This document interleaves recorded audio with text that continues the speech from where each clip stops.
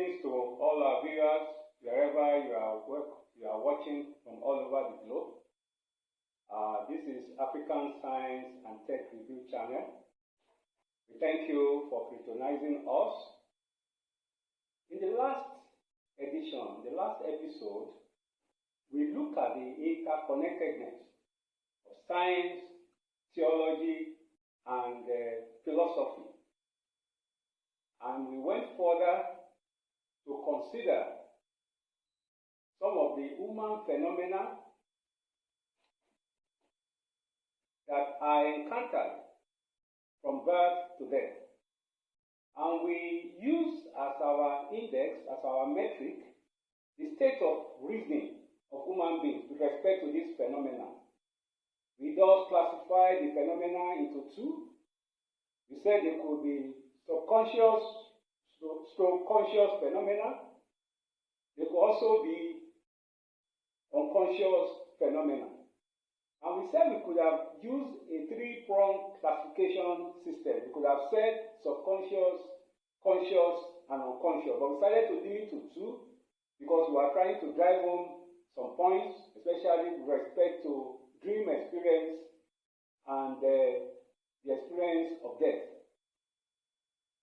In the last episode, we actually started considering some of the phenomena that are under the subconscious to conscious classification.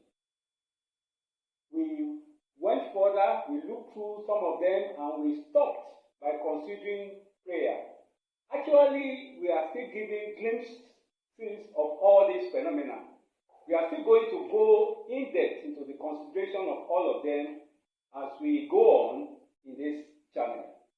Today, we are going to continue by looking at the universal truth, which is under subconscious to conscious phenomena. And we also consider other phenomena and then move to the unconscious phenomena. And then we are going to end this episode. We believe you are going to enjoy this episode. You are welcome to this channel. Thank you.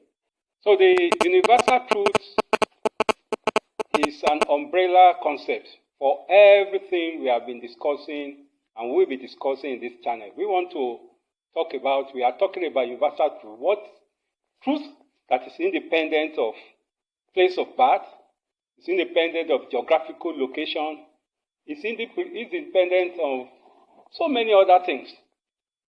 A truth that can be considered to be constant and which can be justified based on consistency, based on principles of facts. So we're going to look at so many principles of law, principles of logic, because the world is based on laws, the universal laws. And the universal laws leads to the universal truth. And if there is universal truth, it means that there is universal falsity. So we are going to look at all this consciously and unconsciously in the course of these presentations in this channel. So we are still looking at subconscious state of mind, of reasoning of human beings, activities that subconsciously human beings will be considered not to be so much, or consciously or subconsciously, not so much, whether they are aware of it consciously or subconsciously. So we have looked at creation, evolution, science, fiction, reality, prayer, universal truth. And of course, the concept of karma, which simply means the concept of good versus evil. You plant, whatever you plant, you are going to reap. If you do good, just know that the good is hanging somewhere in the universe and you are going to reap the good. If you plant evil, the evil is hanging somewhere and you're going to reap the evil. So it's a conscious state of affairs because to a large extent, humans can determine what is good and what is bad. But of course, the concept of good and what is evil also depends. It also depends on the cultures, depends on religions that people practice, and so many other things. But we want to find a level playing ground, a common ground, irrespective of whatever religion or irrespective of the culture or irrespective of the tribe, irrespective of personality, we can still say this thing can be considered good, this thing can be considered evil, and we can justify it. So we are going to look at that in details in the course of these presentations in this channel. Of course, the concept of African science, we have put it here under conscious and subconscious state too. Simply put, what is African science is usually referred to as phenomena which, are not necessarily understandable by what is called the Western science, but in the African parlance, they are valid. For instance, the concept of people disappearing. Someone is in the midst of other persons and suddenly you don't see the person again. Is it true? Is it possible? Can this really happen in real life? But we know that even in physics, some of these things that were ordinarily considered impossible or non-realizable, physics, particle physics, and some other areas of physics, quantum physics, they have actually been bringing us results that can actually justify this concept. So we are going to look at it and we are going to put it beside physics, beside science, and examine it. Is it possible? If it is possible, how can it be within what we know, what is known in science, and so on and so forth? Then healing, the concept of healing, when somebody say, I am healed, is also, we can also put it under conscious and subconscious state. Of course, we have what can be called the mental healing, and then we have the physical healing. We are going to look at the two together subsequently, but we know that whether you are going to receive your healing or not depends on your state of mind. If you are conscious, you consciously believe or subconsciously believe that you'll be healed, to a large extent, the healing might come. And this has been justified by medical doctors, the Western medical doctors. So we are going to look at it, but we know that someone can actually be healed just by believing that the person can be healed. We want to look at the connection between the physical body and what can be called the non-physical or spiritual body. Then we move from the consideration of this conscious and subconscious classification. We now move to the unconscious state of reasoning. Phenomena that we can really say that we are unconscious, that when they happen or when they are going to happen, you are going to likely be in a state of, in an unconscious state. The first is birth.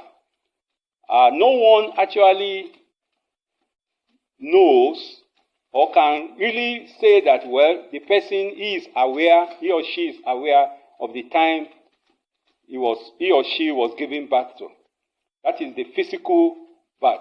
In the course of this channel, we are going to look at the non-physical birth, because when we talk about the concept of invisible beings, we can also believe that before the physical birth, there exists the pre-birth, non-physical birth. And in some traditions, for instance, the Yoruba people of southwest Nigeria, they believe that before a person comes to the world, the person determines the destiny.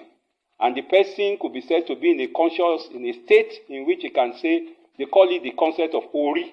We are going to look at that and juxtapose with the other cultures too. Of course, death also, no one is going to be aware when he or she is going to die the physical death. But we know that there is also the non-physical death. We are going to look at it. Is it possible to have a non-physical death? Is it possible for someone to die and also say that the person is existing somewhere? Because in some traditions, especially many religions of the East, they believe in reincarnation and so on. We are going to look at everything and present a justification for or against. We are not going to, be biased. We are just going to present the facts and see whether or not whatever arguments that have been proposed before, they are justifiable within what is known in science, in theology, and philosophy. Of course, dream Like I said, dream in psychology, parapsychology is usually considered a subconscious phenomenon. But we are just putting it under unconscious state because we want it to be with the birth, the death dream. Because dream is a semi-death, so to say. Because while someone is dreaming, you are not totally conscious of what is going on. And it is believed that, every night, human beings, when you dream, you are actually experiencing death, you are rehearsing death. We are going to look at everything in detail, including the psychological principles of death, Sigmund Freud,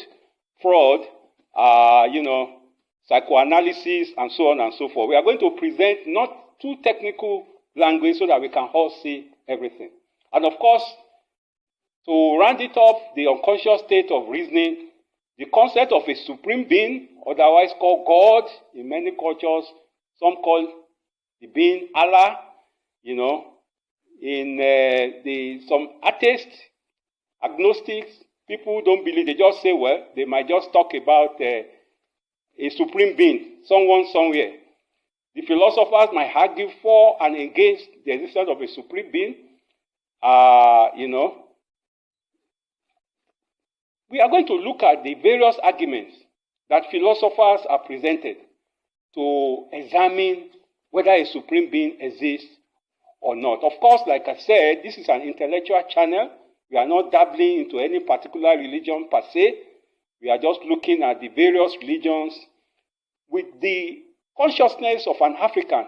Of course, we know that many religions, the Occidental religions, the Oriental religions, they have so many beliefs, so many practices.